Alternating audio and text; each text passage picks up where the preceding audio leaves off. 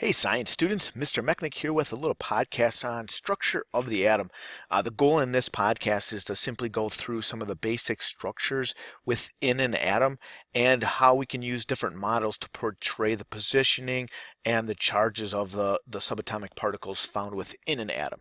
So very often we see diagrams that look like this to represent an atom, and it's an okay model. It's not the most accurate representation of what an atom really looks like.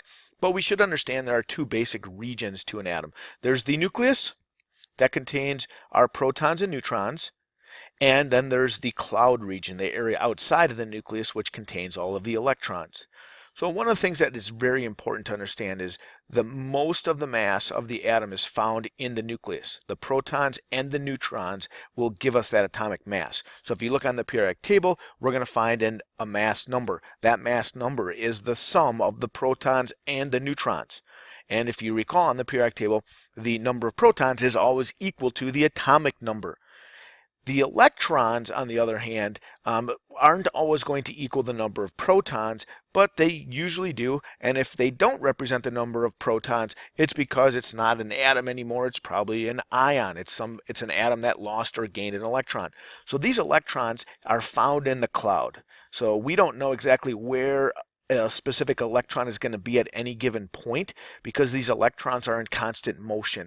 And these electrons can range from really close to the nucleus to really far away from the nucleus. So these electrons are constantly moving depending on the amount of energy associated with that atom. And the electron cloud accounts for the majority of the volume of that particular atom.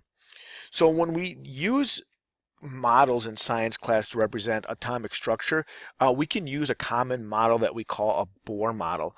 So the Bohr model is a nice representation of the atom because it really shows where electrons are positioned and where the protons and neutrons are going to be, and it shows energy levels. So again, this is called the Bohr model of the atom. It's not the best model, but it's a nice way because we can draw the actual location of the protons and neutrons and electrons. So if we were to make a sketch of a Bohr model of this particular atom, we could indicate the protons in the nucleus by simply identifying that there are 5 protons in the nucleus. So I'm going to try my best to model or to draw these in here with my little stylus pen here. And I know it's not the neatest way to do this, but I am going to attempt this the best I can. So right there we have 5 particular protons in the nucleus, represented with the plus and the blue symbol around it. I'm going to now sketch in the 6 neutrons. So my 6 neutrons, I'm just going to draw in as empty circles. So 1, 2, 3, 4, 5, and 6. Again, sorry for the poor drawings on here. And in terms of size-wise, they're about the same size as a proton, and they account for the same amount of mass as a proton actually does. So in the nucleus, we have 5 protons and 6 neutrons. And then the next thing we're going to do is we're going to sketch in the electrons found in different energy levels. So the electrons are going to be represented with a negative symbol, and we're going to draw these on the different energy levels. So in this particular model, there are 2. The first energy level and the second energy level. Sometimes these are referred to as orbitals. So I'm going to sketch in an electron right here, and I'm going to just put a negative symbol and I'm going to circle it. The next electron I'm going to draw down here opposite. So we know that like charges tend to repel one another. So when we draw a Bohr model, we like to put the electrons opposite of each other. The next energy level has 3 electrons. So we can sketch in our 3 electrons, and we're going to put those kind of equidistant from each other. And I know this is not exact, but it shows a relative location of where these electrons are found. So now I have 3 electrons in that second orbital. So the second orbital or second energy level, we can also call this the valence shell. So the valence shell is the outermost orbital in an atom. So the valence shell becomes very important when we're dealing with electrons and how they interact with other ones. So now how can we determine what element I just drew? Well, if I go to my periodic table of elements and I look on the periodic table, I should be able to find it quite easily because I just sketched in 5 protons. The number of protons will tell me the atomic number, and if I look that up, I would realize that I'm dealing with boron. So atomic number 5 is boron. If I look at the average atomic mass, I should see that my mass number is 10.8. So 10.8 tells me I have a mass number of 11. And so if I counted up all my protons and neutrons, that gives me 11. So it also tells me that that's where the majority of the mass is found. So that's how we draw a simple Bohr model of the atom. So now I'm going to just advance to the next slide, and here's another way we can do this. So if we wanted to draw a simple model for sulfur, atomic number 16 has a mass number of 32.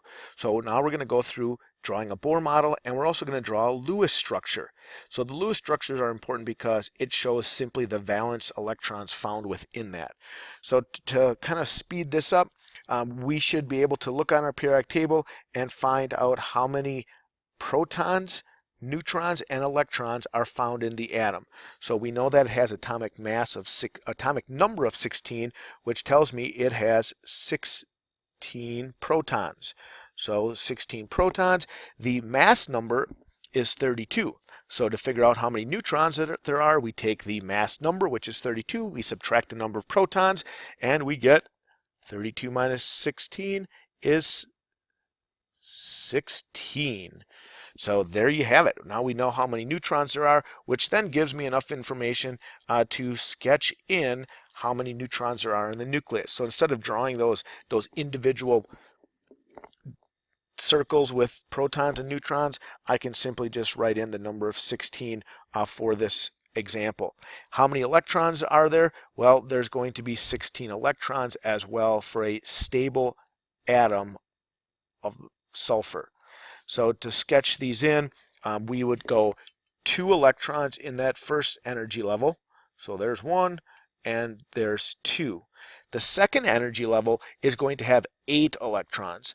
So we can sketch in all 8. 1, 2,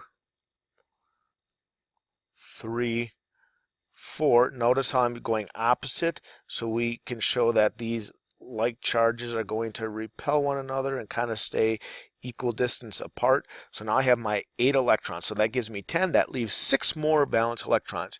So I'm going to sketch in my 6. 1, 2, 3, 4, 5, and 6. So I have 6 valence electrons in this atom, and this represents the simplified Bohr model. So this one's fairly easy because it's a stable form of Bohr, or a stable form of sulfur, where it has an equal number of protons and electrons, so it's electrically neutral. The positive and the negatives cancel each other out, and so we have a stable form of sulfur. Now the Lewis structure is much easier to draw, and the goal with this structure is to really just represent the valence electrons. So like we said before, valence electrons are the outermost energy level, or the outermost orbital, and there's a total of 6 electrons in the valence shell. So to represent this in a Lewis dot structure, we simply are going to put dots around the sulfur. So we don't have to represent protons and neutrons. We are simply going to say there are 6 valence electrons. And so we can often represent electrons in pairs when we do this. So the best way to do a sulfur diagram is we're going to say that there's an electron there and there's an electron there. So a pair, there's another pair right here. So that's 4, and then 5 there, and 6 right there. So this represents my entire model of what sulfur would look like if I did an electron dot diagram or a Lewis dot structure. These dots become very helpful because if we wanted to show how sulfur might bond with something like oxygen, we can look on the periodic table and we would find that oxygen is very similar to sulfur, and it has a very similar number of electrons. Well, if these are going to actually bond together, we could see that these electrons actually might share them, and they could form a compound. So one of the goals with the Lewis dot structure is to show where those electrons, or how many valence electrons there are, so we can show when they bond together and interact with other ones. So when you arrive at class tomorrow, I would like you to have the missing information in the Bohr diagram of magnesium and a Bohr diagram of silicon. And I would like you to make sure you can have the atomic number, the mass number, number of protons, neutrons, electrons for each one of these, and then also draw the Lewis dot structure for magnesium and silicon. And that way I can see if you have any problems doing this, and if we don't, we can keep moving forward. If we need more help, we can stop and we can slow down and we can do some more examples in class. Thanks for listening, and we'll see you tomorrow.